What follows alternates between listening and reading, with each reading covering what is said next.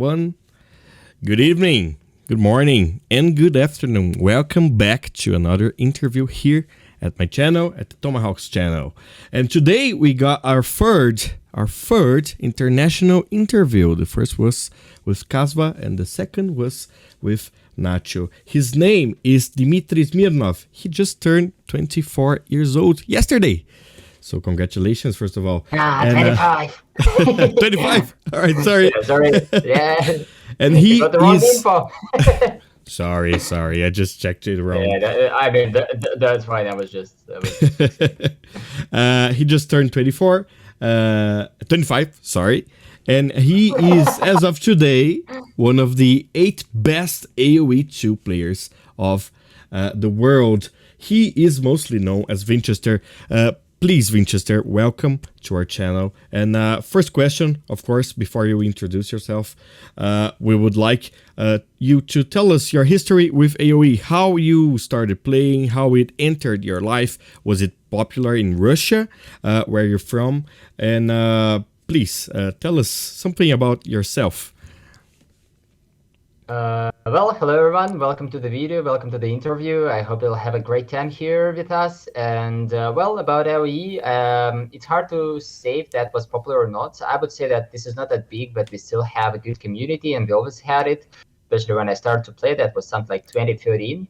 And this is exactly the years where I started to play. And I started because one of my friends was really fan of Age of Empires. He didn't know about the online. We were only 13 years old. He suggested me to play some LAN games, so we really liked it. And I was like, okay, I'm the best player. We watched like Kree's game, Dow's game, and I thought like, okay, I understand strategies better than they. But yeah, when we just started to play, there was a girl called Anya who just destroyed us. Like we played 2 against 1, and we still lost. And I was so wondered that someone can play that cool as her. So yeah, this is how I started to play. This is how I started to play online. And about the community again. I would say that there is always some kind of community with Russian language. I mean, it's not only Russia, it's like a lot of countries in Western Europe. Mm-hmm. But that's Western? Eastern Europe. Eastern, yeah. I always mistake this, especially when I'm talking fast. No problem. Yeah, so yeah, the community is always there. Maybe not that big, like, for example, Spanish or Brazilian or some other communities, but it's still there and it's not small. Great. So moving on, when did you perceived that you could become really good at the game? When did you, stop being just a casual player that liked to play very long games and go to play actual competitive and started playing in tournaments? When was the turning point? Was there a turning point, or was it like more like an organic thing? The cool thing that you just said about tournaments, and I just want to say thank you to the Russian organizers who always made a lot of tournaments with rank capacity. So not everyone could participate, but there were the tournaments for lower players, and I was playing with in tournaments when I was like, let's say, some like 1.3, 1.2 D to the level. So I started to play tournaments really early. This is what I'm trying to say. And also about the competitiveness, I was always watching, when I started to play online, I was always watching the top players, and I never believed that I can be that good as they. But I always had this thing in my mind that I need to win the game. So when I lost something, I was always thinking about, okay, how can I improve? How can I win this one? And there were like small things, like small goals. I was trying to achieve them each time. And when I started to be successful, like let's say 1.5, I was invited to a Russian team where there were like 6-7 players, and they are, most of them now one of my best friends in real life. They're older than me, but at the same time, they not only learned me how to improve in Age of Empires, but also they supported me a lot. And I would say that this is exactly the point when I was in this team, when we communicated a lot with each other, and I started to grow like a member of this team. I started to think that, okay, I can compete with anyone, I can beat anyone, I just need to improve. Yes, and just a quick question about how AoE was popular in Russia back in the day. Here in Brazil, back in the early 2000s, AoE was very, very popular when it released.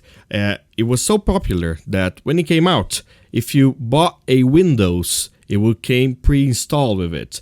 So Wow. we had this. It's a huge. It used to be. Unfortunately, it used to be a very huge game here in South America and also in Vietnam. As we know, AoE one, the first game, is very, very popular there. And I would like to know that where you came from, where you in Russia and in Eastern Europe.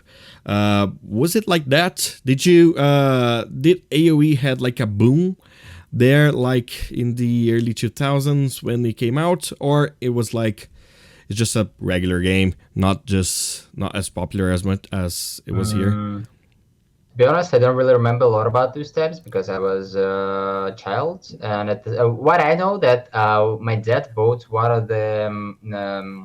of the PCs just to play the Age of Empires on higher limits with his with our neighbors. They played with LAN, so I know that even he bought a PC to play this. I mean, in 2000 or something like that, that was a crazy, crazy thing. Very And expensive, yeah, it was I like, guess. yeah, I can expect. And this is PC, of course, which I used later as well. So, of course, when my dad played something, I wanted to repeat by him. So I remember some Hans games when I was like maybe 6, 7 years old. I played some AoE 2 as well. So this is like, I don't really remember a lot, but I just remember that I played it. And that's more than enough. So this is what I can say, that, of course, the game was popular here as well. So I guess a lot of people were wanted to play this. But at the same time, for me, it didn't really touch that much. I see. And about the, I wanted to know, and I made a few questions here. So I just noted that you are today, I mean, the main player for the South team, right? Could you tell us more about your team, the South team? I know that Classic Pro plays for the team as well. I see it's like a union of Eastern European players. So there's Ukrainians, Russians. Could you tell us about more about this team that you play for? Well, as I said, at some point there were a lot of friends from the past team which I played, which I was the member of, and at some point we had a small trip in Germany, and we actually have a lot of Russians live in Germany for their whole life. I mean, they are Germans, but at the same time, they know in families they speak on Russians. And there is a really kind of big community. I would say big. There was a lot of people like that, and we had friends there. And we didn't really communicate a lot, but we all played a lot of games together. So one of my friends from there, who I saw once when I was in Europe, suggested me to create a team which will help us, both of us. For me, it will be something like, okay, AOE becomes some kind of job for me. The main goal was that I can focus on the game completely. And at the same time, if it's going to be successful, then we'll try to help other players from Russian community who we think are talented to be full-time players as well. So that was our goal. So nowadays it's kind of hard to continue, or there are some obstacles, etc. And it's hard to find a really good talented players who can compete on the highest level. I mean, OE is not that big like some other games where it can be easier, but at the same time, just one thing I wanted to mention, that in this AoE community, there's something special. I'm sure it's not only about Russians or some others. I mean, it's about AoE community, that if you communicate there, if you play the game, you become a really good friends, even if you don't know each other too much. And that's super important because we are super friendly community. So Classic Pro became to play amazing. And now, I mean, today we never met each other, but I mean, my attitude to him, like, he's one of my best friends. I'm sure that anything happen in game or something, or that will be I will help or do something. I will prepare the draft, I'll play practice, I will just bet on other things. And I don't know why, but I'm sure that he will do the same. So yeah, we just really amazing friends. And besides the idea that we can help players to be a full-time players, besides that, we also create a good relationship with different players, and we try to grow together. And at the same time, we tries to show to other peoples, especially from Russian community, because we mostly focus on Russian language. We can try to show them that let's unite. We can be good. If you'll be in a good level, we'll support you. So just do the good things. Let's create and grow up as a community in a whole. So Have like you been this receiving were the main any, goals. just like as some other teams, as I spoke with Kasva, was one of my interviewed guests here, and he spoke about the support he received from an esports organization, which is I forgot. It's a football team in Turkey, but he received Fenerbahçe, I support. guess. Yes, Fenerbahce, yes. Do you he received any sort of support for being a full-time AoE player as of today? Or did you receive at some point? Yeah, I mean, my friend from German, who was kind of team founder, of course, he offered the support from that, like the regular, like the salary for me for Classic Pro, so we can more focus on the game. That was one of the points, because the financial part of this is one of the biggest, right? If everyone would Yes, know of that he'll course. be fine, he will for sure. They likes the game, he likes to play, so we would be You need happy to to pay play your like bills. 6 months. Yeah, 6 months fully, completely focused on the game, and this is probably what some of the players lack of, because this is much easier for players from top 8 to be full-time players, because we already gain a lot from that.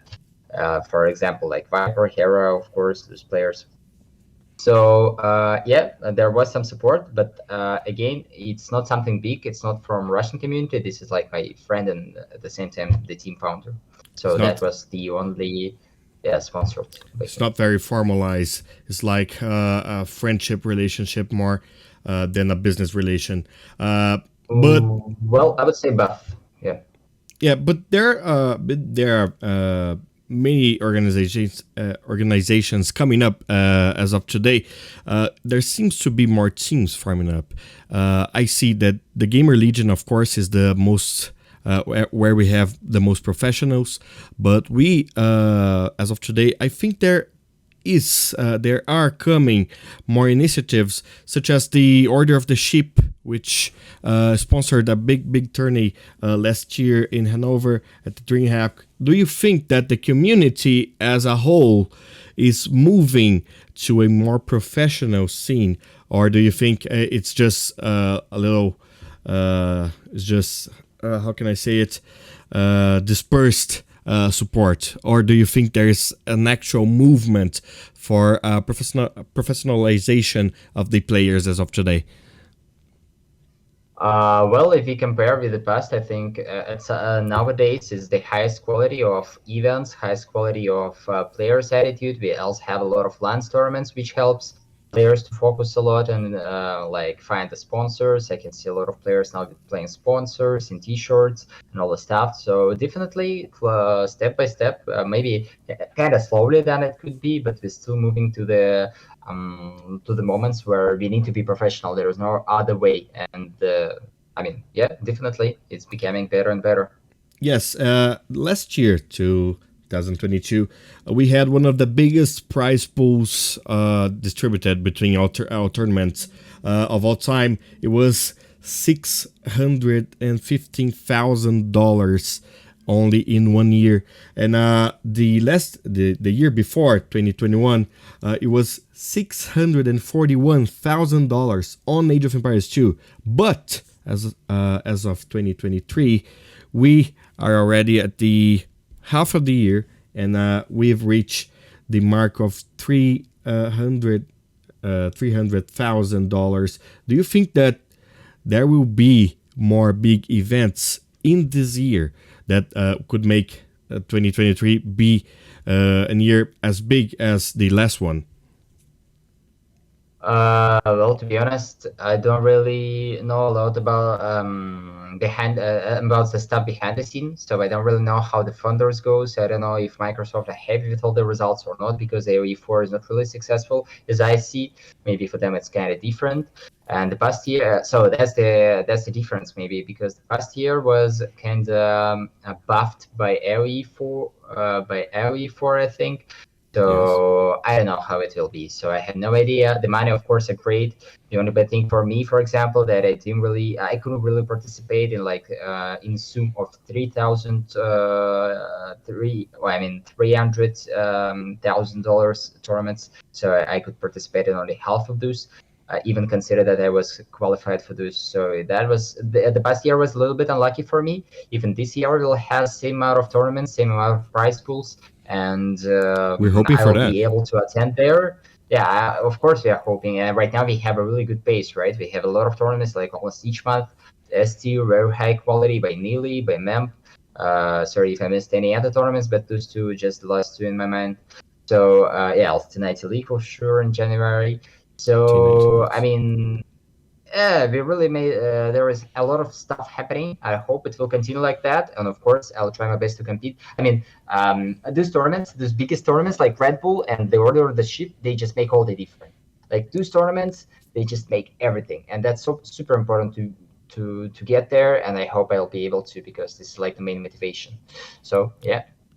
And these tournaments, they tend to move the scene, the competitive scene, to other places such as the Red Bull, which is played on Imperial Wars, and the Order of the Ship, which is played on that mode of which you start with 9 villagers. Do you think that this sort of approaches are better for the competitive scene in AoE, or not so good? Because, to play Imperial Wars, you have to play a very different approach of the game.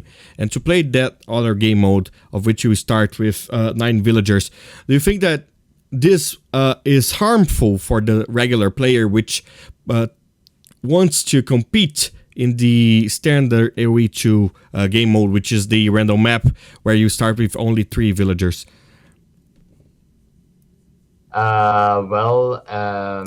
The 9 villagers start. There will not only one tournament like the Order of the Ship. You could see 3 tournaments. The first was, the S tier. The first S tier tournament. This was Warlords by MEMP. Then that was Yes. the Order of the Ship, and then also NAC was on 9 villagers. So I think the 9 villagers were really popular, and I think this will be the future Standard. for sure. Like, yeah, it's all depend on how fast they'll move to that. And yeah, sure. I mean, 9 villagers must be good. It's not a big deal with 3 villager start. Kind of, there are some things I dislike, but I don't think that we really need to focus on that. I think 9 villagers are really nice and super entertaining, and must be much better for viewers, right? That was much faster It's with faster. all action. Yeah, there is just. I mean, there are some points that it can be changed, but it's so small in comparison with the better viewership experience. And also about Empire Wars, I don't mind if there is like 2. When there is a Red Bull, I just practice Empire Wars, and nothing really big happens to me. But this is maybe because also we have Empire Wars in ranked. That's amazing as well. So I would say that those two are fine. I hope we don't get more, because if we get like 3, 4 types, that's not that great. But 2 is enough. I don't mind if Red Bull hosts another event. I'll be happy to play, even consider that this is an Empire Wars, which I didn't really play except the Red Bull too much. So yeah, this is definitely good. I like 9 villagers. I think it's better than 3, and I like Empire Wars at some point because that's also fast. That's something. But maybe also I want to add that this is something what we have. What we connected to, because Red Bull was the first with all this super crazy experience, at least for me. I don't know how for other players, but Red Bull was just million steps higher with the quality, and this is with Empire Wars. So I have a really good feelings about this, because this is something crucial in my life as well. Oh, and speaking about Red Bull, let's speak about Red Bull Legacy, which unfortunately you could not take part. First of all, big sad as for that. Truly, Happens. it happens. You had some problems with your visa, but what I wanted to ask is about your relation with Tato. Actually, he mentioned you when he won that tournament, and he said that he'd been training with you, and he was actually sad that you could not make it there. Of course, we all understand all the reasons for that. It's very unfortunate that it happened, but I wanted to speak to you because I wanted to know how was your reaction to being thanked right there when he won the trophy, and he was he mentioned you right there at that moment. Were you happy for? Of course, you were happy for him, but how did you feel when that happened? Well, yeah. First of all, I was very happy. I mean, uh, I don't know how to say all the words properly on English, but I know that I'm kind of egoistic. But maybe this is kind of too loud word. But yeah, it's hard for me to explain myself in English in those terms. But well, what I wanted to say, I felt happy because I felt like, okay, it seems like what I prepared, time I spent, that was not for nothing. Not only I became better, but I was also able to help the probably, I would say, underdog. Maybe that's wrong, but I mean, when there were Hera Leary, the Viper, I guess. I don't really remember. Maybe Vilesa was the Vilesa was there. semifinals, right? Yeah, I think Yes. so. So I think Vilesa and Tato were underdogs, and everyone expected Hera and Leary in the finals. In the Yes. finals, not even as a top one players. And in fact, Tato won with some of my help. So I mean, yeah, that was just I was proud. Yeah, Tell maybe me, that's the correct word here. tell me about And yeah. tell me about the step lancer. Did you and Tato come up with that? Because Uh, that last game against Leary, where he used the step lancer, it was really an underused unit. So did you come up? Did you two come up with that? That was not my idea for sure. That was mostly Tato idea, and maybe I don't exactly remember, but I think he mentioned a doubt or someone who played in jail practice like that. So that's definitely not exactly what I helped him with. But we had some practice with this, and we definitely played some games. So he tried those lancers. We just figured out. We were talking about this. We were talking a lot. That was not only playing. We were like talking like for 10 minutes. Then we figure out something. Okay, let's try it. Then we play, then we talk again, then we play again, and we were like trying to figure out what exactly the small details in the matchups. And also I helped him with the drafts a lot. So I think that was Step Lancer is not exactly my thing, but yeah, there is still a lot of I think there were still a lot of things that I helped him with. And it's always good to have someone who watched this not from there, not from all this stress, but someone from the different view who can just maybe notice some different things like what you kind of Awesome. miss. Thank you. And about the training process of this is our first interview with such a high profile player as you. Of course, we talked with Riot, we talked about Dogao in the past, but now you are one of the 8 best players as of today. And I would like to know more about your training process. With who do you train with, and how do you do that? How do you sustain such a level as? Of course, you have one of the best gameplays in the AoE scene as of today, and I would like to know how do you maintain it and how do you plan on moving on and getting even better? Because you have great and big opponents today, and how do you plan on taking them down? How do you train? How is your process? Well, I always mention that there's a lot of different aspects about competing in tournaments. That's not only your gameplay, but it's also about your mentality, about how you prepare it in real life, like the day of the tournament, day before tournament, how good you sleep, how good you eat, and there's a lot of stuff like that. I was doing sports in the past. I mean, professional sports. So for all the time, I was like. Yeah, so I spent a lot of time on this, and this is what I focus as well. So I just wanted to mention this. Also about the practice and preparation, of course, it's mostly the closed lobbies. I think this is what improves me more than anything else. Well, he's not also just playing ranked, but he really focused on his best gameplay ever. That's super important.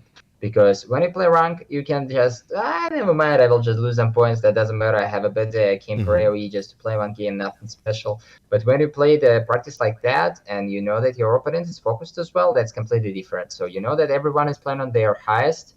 And yeah, of course, I have some practice partners. This is like, that was Hera for a long time in the past, maybe not last few tournaments. Also Leary at some point, not too many game sets, but as well. I mean, I think we practice with almost all the players, and this is kind of similar for everyone. But yeah, the most guys in the past that was Hera, and the last tournaments that's like ACCM. This is Jordan, and yeah, maybe a couple of sets with Tato or someone else. Oh, so it seems like you have a great relationship with all these guys, right? I mean, everyone has it in our community, as I said just before. I mean, even on the highest performance level. I mean, of course, I am trying to avoid to here are trying to avoid to practice with the Viper because they don't really need the. As I see, and maybe they practice actually, but as I see that because they know that they both are aiming for a top four, top two. They don't want to. They know that they both will not spoil the strats, and there is no reason for them to play close match if they can try to catch each other in rank if they want to just practice the mechanic, right? So of course there are some people who don't want to practice with each other just because ideologically this is wrong. But I'm sure that they are also good friends, and at any point they can help each other if they will need to. And yeah, I mean everyone can practice with each other, and everyone has a good relationship. At least in the top 8, I would even say top 16, maybe even higher. Nice. And talking about good relationships, it is quite public that you have a great relationship with MemTV. He is actually your friend, right? And you spend some time with him. Somebody told me that you spend a couple of days Exactly. in Spain, right? How can you talk? I know this interview is about you, but I would like you to tell us more about MemTV. He's such a great guy, and I admire him a lot. He inspires me. You know, I try to make my work go the same path as his, and I'd like to know from you, which you are a friend of his. How was your relationship with him, and how is actually your relationship? I'm sorry, I'm just kind of nervous, you know. That's fine. You're a big shot, you know. You're a big shot. I'm nervous. I'm nervous here. So how is your relationship with MenTV as of today? Well, yeah, I had a trip in Spain, and that was that was like two things. First, I must go there. I needed, and at the same time, I had an opportunity to go to Memp House, and I think that was he kind of invites me, and that was a really good opportunity. So I was there. I knew Memp before. We were really, I think we were really good friends before that. We casted the tournaments. We were talking a lot on the Discord and stuff. And yeah, Memp is a hard worker. Like as you said, he inspires people. I think that's really important about him, and this is one of his main things. He also super friendly. He really likes what he's doing. He's always honest, and at the same time, he tries to. I mean, he's so energetic, and at the same time, he make all he if he does something, he wants to make it perfect. He wants to get full of him there. That's so important. If he does something, that's important for him. So this is what I like from him. He inspires me as well, and just his attitude to the people, to the life, etc. That's just yeah, as you said, this is like example. This is like an example for me. So I see a lot of good things in him, which at some point I want to have in myself as well. Hope you get there. And moving on, about Hera, we were talking about other players. You were actually the one who got most wins against him in King of the Desert. Have you noticed that? He won 3-0 against Barles. He won Yeah, he of won course. 4-1 against Vilesi. Was that Vilesi? And of course Against 5-0. no, Yo, against Yo in the Yo, semis and 5-0 in the finals. and 5-0. And 4-2 against you. You were actually the his best opponent, I might say. How do you think he pulled that off? He says of course lots of training, high intensive training, but this was I think unusual for a final and a whole tournament. How do you think he pulled that off? Well, I think his style was amazing. I think Viper made several mistakes. I didn't really talk with him because I don't want to bother him after loss. I mean, for me at least, that's hard to communicate when I have something like that. So I think he made several mistakes, even on the draft stage. I don't like everything he did. Maybe, at least what I say on Russian streams, that I feel that the hero is not a bad opponent for me. I feel that I mean, that's comfortable for me to play. When I'm playing against him, I don't have this something like, okay, I'm playing probably against the best player right now. He has a crazy mechanic. I have no idea how to win him. No. For me, it's something like, okay, I have an idea how to play against him. If I'll not make the big pack of mistakes, I will win. So for me, maybe mentally, I have something against him that's not super hard for me to play against him. Well, and again, it's hard to explain the small details, and I don't think that I'll be able to somehow share it with you. But yeah, the main idea that No probably problem. I understand something, and I mean that makes me at least even if it's wrong, I just mentally it's not hard for me to play against him. So that's probably the thing. So you think And if also, yeah, and I think I could play much better. I would say that. I mean, I know that Hera thinks he just said on stream. I don't watch him a lot, but I don't know how I catch this. But he said that maps were a little bit unfortunate for him in series against me. But as I feel, like in games like, for example, Chaos against Chinese, I could do much better. If I would win the second game, nobody knows how the series would go because 2-0, that's a huge lead, and especially with such shifts. I think I actually had a better position because, yeah, I just threw my army twice, and there was no reason for that. the second game was I mean, with Celts, right? You were with Celts against yeah, Celts against Chinese. Yeah, and second Chinese, yes. range, I just didn't. I mean, there was like, if I'll explain, it will go too deep in the series, but I just wanted to say that I think that I made a lot of mistakes, and this is not like, oh, this is a mistake, I could avoid it, that was easily, I could just, if I would play with open map. No, these are mistakes which I could avoid in a game if I would just make a pause for 3 seconds. I just needed to think about it at least once, and that I could avoid it. And So how no, do, I mean, and Kel's better than Chinese in Privilege because Onager helped in and stuff. Imperial, of Maybe course. Kira doesn't agree with that, but I think in a good macro game, it's really hard to play against Kelts with Chinese. So yeah.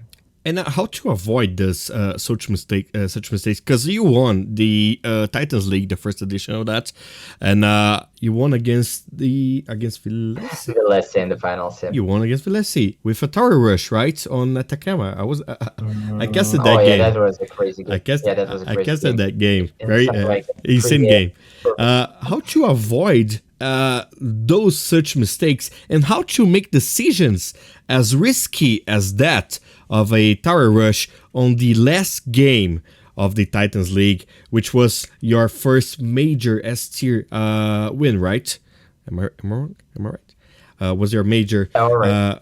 Yeah, that's the only S tier tournament which I won. I mean, Tato was the 7th player who ever won an S tier tournament, I believe. Yeah, So but there was like Doubt, Leary, Hera. I mean, never mind.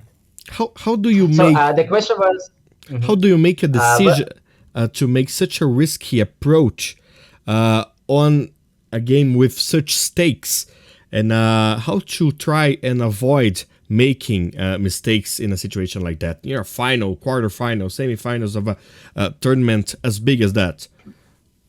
maybe actually the experience helps, and this is where mentally comes out. Things which I was saying before, that it's important to sleep well, eat well. I mean, just that makes my others' brains work better when you prepare better, when you play it at the times at the same time when you have a tournament and stuff like that. So you just clear your mind. It's easier for you to play. Of course, experience, but I mean, on top 8 level right now, everyone has a huge experience. You told about Tonight League. There was a tough final for me because I was like 3-0 leading. Then it was 3-3, and I played last 3 games not the best because, as I said, that was like something 2 or 3 a.m. for me. The series went really late in a day because I think that was a 1-day semifinal and final. So I just won Hera. Maybe I'm wrong, but I think I just won Hera in that day and then played against Villas, and this is game 7. So this is something like game 14. I think the score was 4-1 or 4-2 against Hera. I don't exactly remember. So this is something like game 13th game in a day in a tournament. with all the pressure, with everything, as you It said, demands a and lot. this is the finals.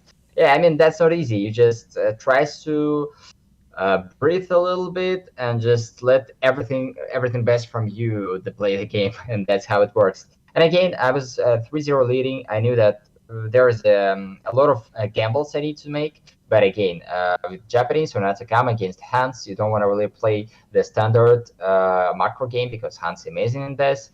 So you want to make it kind of messy. You want your man at arms work. I remember I made some man at arms. So you want to make your man at arms work. That's tower. That's why tower is good. And yeah, I just knew that I need to make something messy happen. But there Different. was like different things. Like I couldn't find his woodline. He's got everything, but didn't see the woodline. So there was a lot of different things with that. And it paid off. And it paid off. And congratulations for that. Yeah, result yes. I Yeah, thank you. was That was a actually good thing for me. in a discussion with a friend of mine back in the day when that tournament was going on, and he was defending you with his hands and his teeth, and I was like, no, I don't think Winchester will win this. I'm sorry for that, but I said, I don't think Winchester will win this tournament. And when you won, he came to me and he was screaming, I told you, I told you. From that day on, I started to pay attention more on your gameplay. And so, very inspiring victory. Not only for you, but us Brazilians here. We got very happy for that. Yeah, cool to hear. That's cool to hear. Well, in this tournament, I won Libra in the group stage. That was not bad, right? Especially with I remember actually the game because I made a video on YouTube with that. How I played Mainz against Britons. I mean, I just remember the game exactly how it went, and that was a really game for me, a good game for me. And I think the tournament in a whole went really nice for me. And the game semifinal against Hera, as you mentioned before, this is one of the example what I said before that for me it's not really hard to play against here. I mean it's of course hard, but this is not something impossible. So I won 4-1 or 4-2. I remember that was not a much fun point for both of us. So I had an advantage for 2 or 3 points. Don't exactly remember. And of course, final against Vilesse. Vilesse is kind of not considered like top 1 or top 2 players. So yeah, I knew that I could win, and I just tried my best there. Yeah. And you talked about. I saw an interview you gave to Mamb about a year ago, and you were speaking about one of your, maybe not one of your main problems, but one of your problem was of discipline. You were speaking about that, and you need to,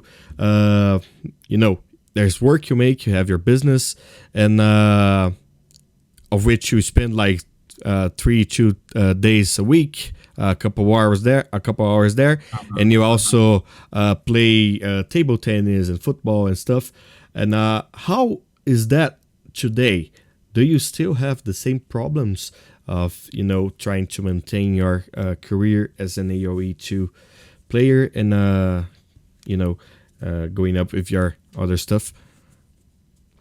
Well, for me, I'm still in the point where I'm trying to discover that. But what I think right now that we were always told like if you play a big sport or something, you need to be full focused on that, right? For example, Yes. any Olympic champion would say you that they need to practice like 7 days per week, and they need to be full time in this. And one of the reasons that if they will miss like 1 or 2 trainings, they'll be just out physically. They will not repeat their results. That's the problem. But it's not the same in cybersport, at least as I see that. For me, maybe that small examples, I don't really know that, but I was the fan of Dota 2 at some point, and there was OG team which won international for 2 times in a row. And as I remember, they were not really playing in the whole season. They were like international, they were chilling, not really playing a lot. I mean, maybe they played, as I said. I don't really follow them too much. I was mostly the international fan. But then they start to play again, and they won. So for me, about cybersport, it can work like this. You don't really need to be like super playing a Focused. lot every time. If you're at some point, at some level, you can like give yourself a break. You can like play 1 week relaxively, 2 weeks relaxively, 1 month relaxively, and then you can focus like 2 weeks or 1 month to play biggest tier tournament. And In case if you win, that's even easier for you to just relax. This is something what Leary does, I think. He practices mostly for S-tier tournaments. He's not playing a lot. I know that Viles is a lot in the studies as well. So, I mean, for me in cybersport, I try to do not really avoid anything that took my attention in the past, but I tried to be ready to sacrifice this for AoE in the moments when I play Age of Empires. For example, right now, after like 1 or 2 weeks after King of the Desert, I'm playing like much more terrible than I played against Hera. Just because to the moment when I played against Hera, I was like 2-3 weeks fully practice. And you can see this as the tournament went. I was like 3-2 against Sebastian and Quells. That was not the easiest series, right? Then against Margu, again 3-2. That's not easy. Then I played against, and I was even losing the last game. I was playing against Nikov, maybe better already, but still not in best shape. Then against Hart, and after Hart, I feel like all my preparation is paid off. After games with him, I felt like, okay, I good, I know everything. I played really nice on practice games. I had really good scores even before Hart, but I mean, there were some questions. I think AM was prepared really nice against me. I mean, both Hart and Nikov. So I still felt like I'm in the best shape. And what I like when I played against Hera last time, I mean, in the King of the Desert, I felt really well. I mean, the day were nice for me. Everything was like I wanted it to be. So except some mistakes in a game, I was in a really good shape. And yeah, this is what works for me now. I would say that there is no less things that really distract me. But when I have an S-tier tournament, I now have a capability to just forget about everything and focus on the gameplay. I see. So it's more about the heat up, not the intensity, not the continuous intense training. It's more like if you focus a couple weeks, or maybe a couple months, you can really get in shape, and then you can just chill out sometime later. Exactly. Yeah. Oh, funny.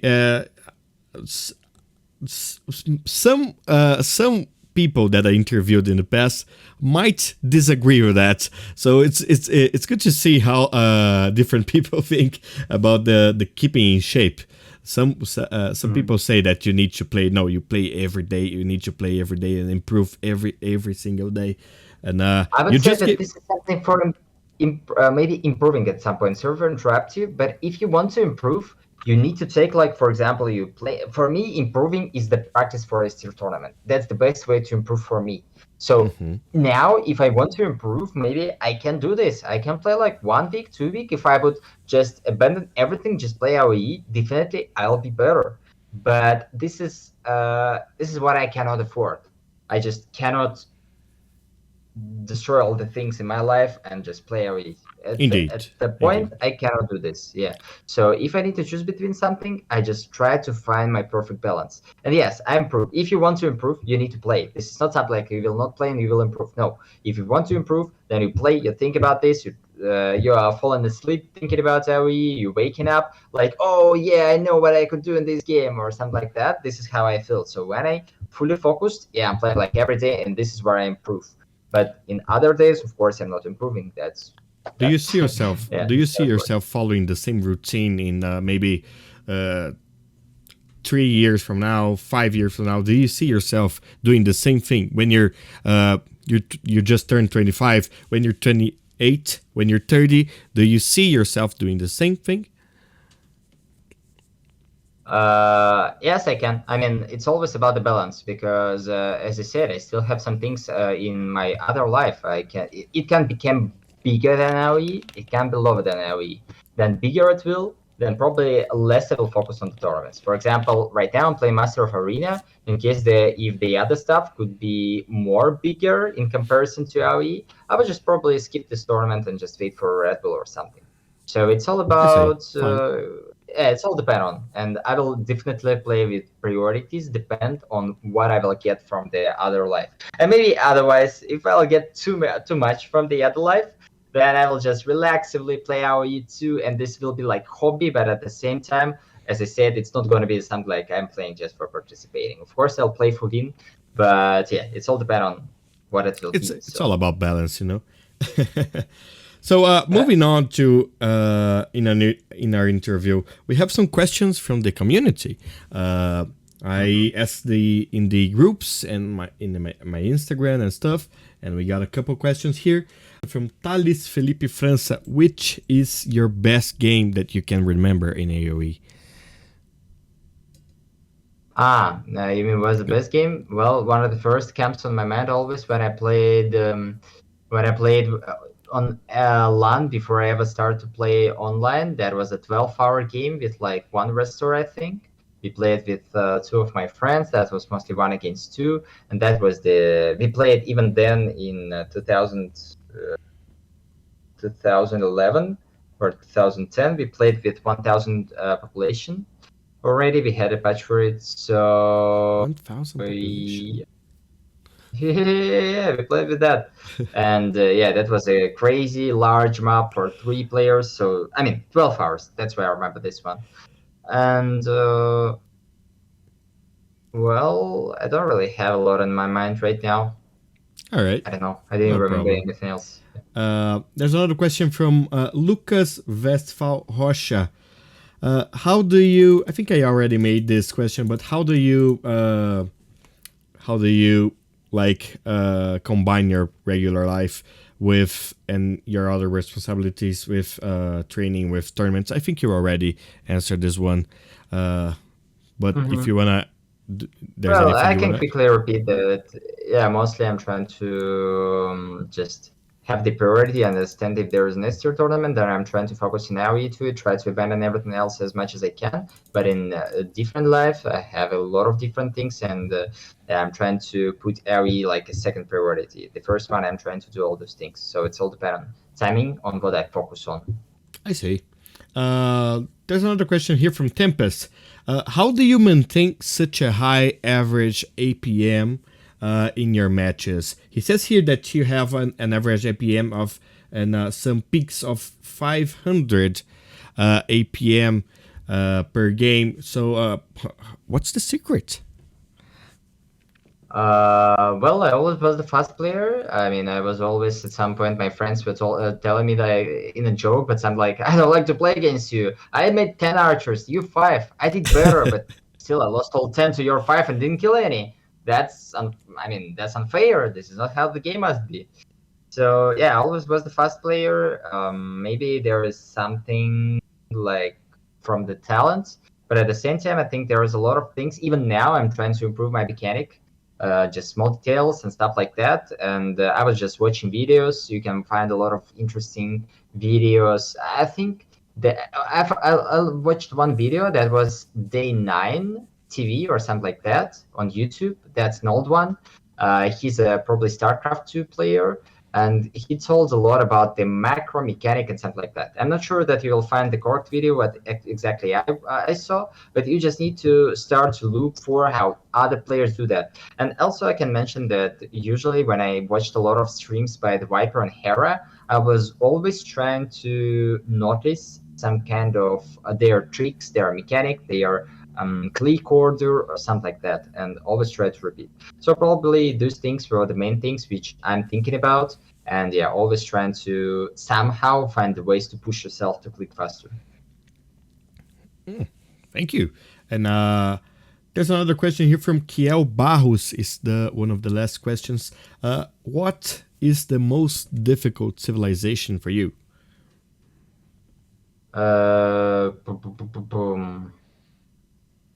Let's try to one by one. I think Chinese were not easy for me. I'm not really fond of them. I think there's a lot of different things. I would say Vikings. I know that Vikings is always, I mean, sometimes they are on S tier list, maybe closer to the finals. They go out of the drafts, but I saw a lot of people picking them even early, and they think Vikings are really nice. So for me, it's really hard to use their bonuses. This is one of the civilization which I don't really feel when and why I must be ahead.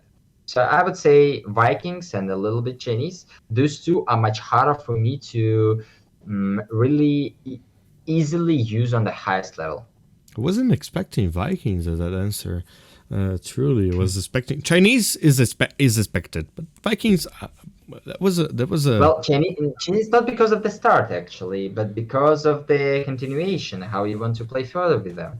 So the start, I mean, this is not something that breaks the top players. I mean, from at some point you just with Chinese, I mean, it's for us it's really easy to handle. But yeah, again, sometimes later it's kind of harder to understand what you want to go for because you can go for everything. I see. Probably Well, siege play.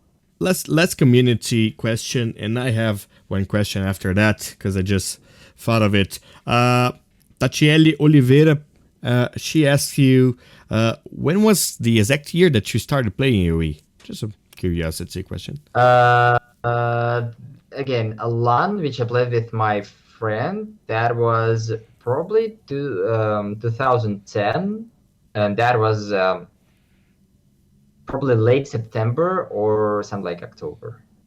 Oh, it's And been. then online, and I found the online community on 31st December of 2010. 31st of December of which year? Which year?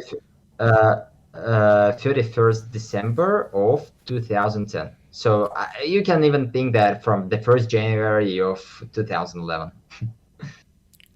Well, so it's been 13 years. You never stopped playing, I guess. 13 years on the Not for a long road. time, yeah. Well, there's a question that I just made up. Hearing your answer on the mechanic question, how important do you think it's the micromanagement on a highest? I know micro is very important, but comparing to macro, how do you say would be in a scale of 10 maybe? How important is micro compared to macro? Well, for me, it's not worth to compare because it's depend on game and gameplay. Because if you're more wallet, then of course, I mean, not only because you're wallet or not, but because the matchup, because the map, because a lot of different things, because the units you go for. So it's more about that. So it's all depend on the game. Sometimes macro is more important, sometimes micro. But what I would say the most important thing is like I'm usually calling this macro in micro. So it's not exactly the microing, like you doing the clicks, but you need to understand what's an idea in the fight. Like, for example, like what's an idea in the fight? I don't know how to say it better. So, for example, if you just need to understand what exactly the clicks you must do, not just execute them, but understand. For example, if you have like onagers and monks, you need to know that the onagers is a little bit in front. They try to attack ground light caps, so that force the light caps to go a little bit more around between the time for your monks, and then you will be able to convert. If you don't think about this, for example, then your monks will, like even 1 or 2 monks from 5 or 6 will not convert, and you will lose the fight instantly. And that's the big difference. You just need to keep in mind what will be your way to approach the fight. So I would say like this is the most important thing, like macro in a micro of the army, like when to send the army, on which hill, from which direction, and how to send it. Like this is like army, this is micro, this is not macro, but at the same time this is not exactly the micro. It's not like you need to dodge the ballistic or something. It's not about it. Very complex answer. Thank you. So we're moving on about you said you like table tennis. So I have a little game for you. Just a couple quick questions. You answer with the first thing that appears on your mind. So best Arabia Civ. Best Arabia Civ? Best Arabia Civ. Civ for Arabia. Best Arabia Civ. Incas. I thought Meso, and I think so. Best Arena Civ. Bohemians. Bohemians. Great. Yeah. Great Civ. What's your favorite Civ? On Arena or anywhere? Anywhere. I liked Incas for a long time. I even played Arabia before they even nerfed with the farms. I think farm nerf was a really big one. Best opening strat for Arabia. To Militia Premier Rush. Wasn't expecting that. Your favorite unit? This is my Mangudai for sure. Mangudai? A Civ that deserves a nerf.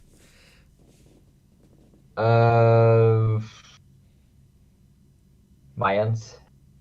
Mayans? Alright. Yeah. A Civ that deserves a buff. Turks. Okay, never mind. I thought about the Arabia, but yeah, the first thing that came in my mind is Turks. Okay, no problem, with that. So last one is your best opening strat for Arena. Best opening strat for Arena is, yeah, probably nowadays it's boring scouts with relic control. All right, so we're done with our ping pong.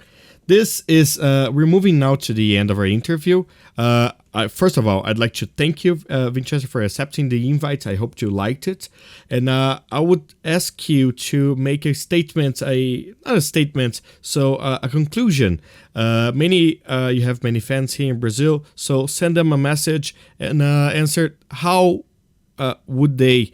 How could they improve in AoE? Just this is a question that always comes when I make these interviews. So, how to a person that is starting Age of Empires right now, how could you improve? And then your conclusion to this interview, a message for your Brazilian fans.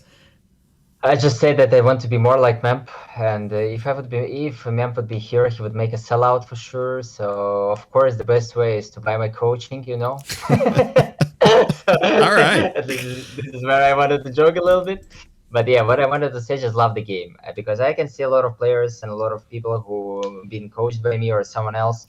They always are. Not always, but a lot of people who just don't like the game, and I am not an exception. There's a lot of days when I like, where this villager went, what the pathing, it's terrible, that's just bad, or something like that. Sorry for screaming, actually. So daddy, just love the game and just ignore all the bad things. The game is same for everyone, and if you love the game will love you as well. So just love the game, play it, and the more you love the game, then better you'll be in that. And if you'll be mentally strong, you will always achieve big goals in anything you will do. So yeah, this is what you said is the advice for the players. This is probably the last thing, so I remembered it. And also, just yeah, I'm thankful for this interview as well. That was a fun one. I really love to see you, and I'm happy that there was a lot of Brazilian players who supports me, even in the biggest tier tournaments.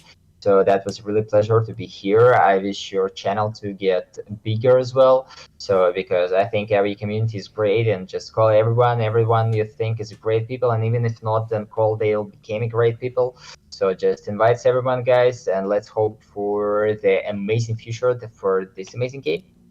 Yeah, all right, that's all. So that's a wrap. Thank you very much, Vinchester, and this is an end of an interview. If you liked it, don't forget to like and subscribe to this channel. See you next.